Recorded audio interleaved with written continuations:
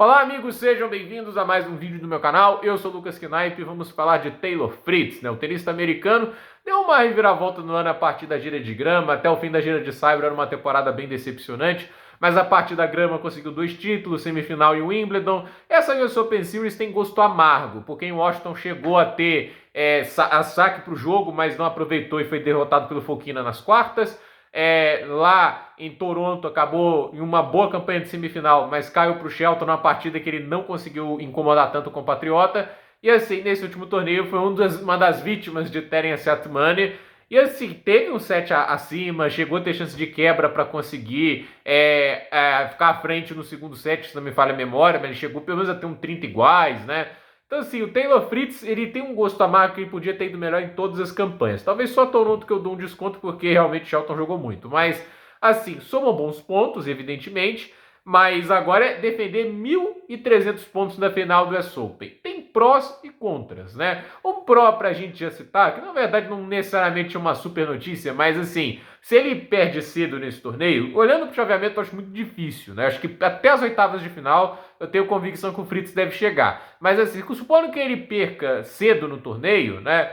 Ele, mesmo que perca muitos pontos, por exemplo, se ele for quartas de final, que seria já uma boa campanha, ele pode perder 900 pontos no ranking. Só para você ter ideia, 400 pontos para quem vai para as quartas de final, 900 pontos a mais, né, para quem vai à decisão. Então o Fritz, obviamente, tem muita coisa para defender, mas ele é o sexto na corrida para Turim. Se ele chega às quartas de final, ele tem a condição até ali de se aproximar um pouquinho mais de dois dos tenistas à frente, né, mas a questão é, ele não está na posição muito ruim na corrida para Turim, e a pontuação dele no ranking atualmente dá uma margem interessante para o Draper, para alguns dos perseguidores mais próximos, né? E, por exemplo, mesmo quem pode até ameaçar, como é o caso do Djokovic, etc., né?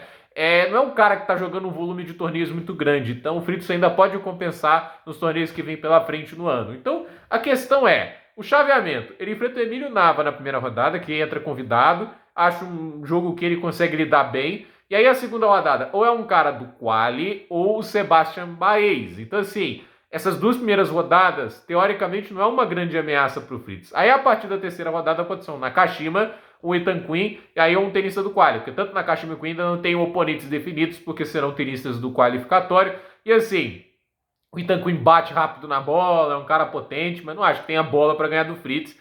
E o Nakashima é um cara que eu falo que ele faz muita coisa correta, ao mesmo tempo que ele não faz nada de excepcional em quadra. Então, para mim, o Brandon Nakashima, né, não é a maior ameaça do mundo para o Fritz. E aí, quando chega às oitavas de final, que é quando o caldo começa a engrossar, mas mesmo assim, quem são os possíveis oponentes de oitavas de final de Taylor Fritz? Thomas Mahat, que é bom jogador, mas eu acho que numa quadradura rápida o Fritz leva vantagem. Luca Nardi, não acho que é uma ameaça ao Fritz. Miomir Kecmanovic já ganhou do Fritz antes, mas já foi há tempos atrás. Na fase atual, acho bem mais complicado. João Fonseca, o brasileiro, obviamente, é um tenista com bastante qualidade na quadradura. Até agora não fez uma super apresentação em quadradura nessa gira americana, né? Mas quem sabe, né? O Marojan, daí tem um tenista aqui do quali que o Marojan vai enfrentar. O Nicolas Jarry, que é muito bom sacador, mas eu acho que nesse tipo de contexto, eu não acho que ele vá conseguir sustentar o tempo todo com o Fritz. E o Menzik, que pode ser uma ameaça, mas nenhum desses tenistas vive um momento iluminado. Nenhum deles está vivendo a melhor fase da carreira. Eu acho que apesar do Menzik estar no melhor ranking dele, o melhor momento dele foi no início do ano, porque desde a eliminação em Roland Garros ele não está impressionando em nada, né? Aí a gente tem, por exemplo, possíveis oponentes de quartas de final. Pegando aqui os principais nomes, né? Francis Tiafoe, Holger Rune, o Alex Michelsen eu não coloco tanto, eu acho o próprio Cameron Norrie e o Korda mais perigoso. E o Djokovic, né? Aí é aquele negócio, o Djokovic é um tenista que nunca perdeu para o Fritz. 10 jogos, 10 vitórias. Talvez seja a melhor chance do Fritz, porque é um Djokovic com 38 anos, já em um declínio físico, né? Tecnicamente ainda é muito acima da média, mas assim, o Fritz está no que seria o auge físico dele, contra um tenista de 38 anos, que vem mostrando um pouquinho mais de fragilidades, embora nem isso seja o suficiente para eu colocar o Fritz como favorito contra o Sérvio, ainda mais em Grand Slam. A questão é, o Fritz ele tem caminho acessível até as quartas de final.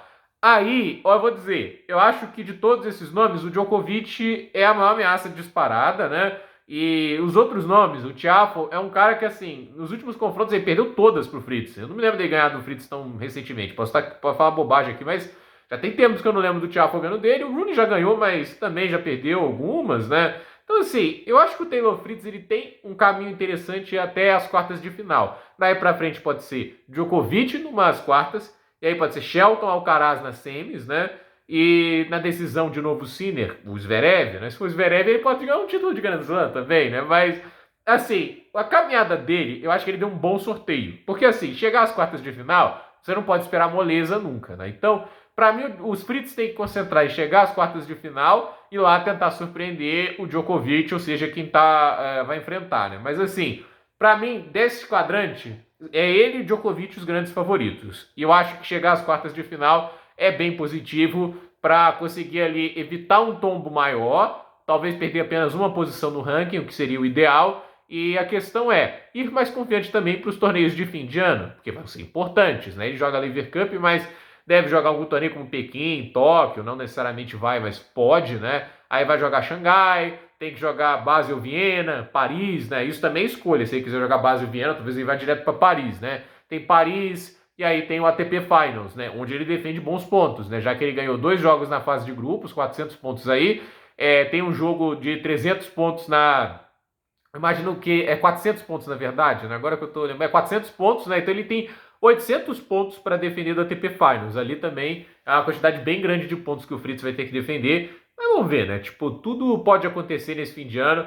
Eu acho que o americano ali é um tenista que deu uma melhora desde que a grama começou. Acho que ele se sentiu mais confortável em quadra. Acho que ele vem jogando o melhor tênis dele na temporada.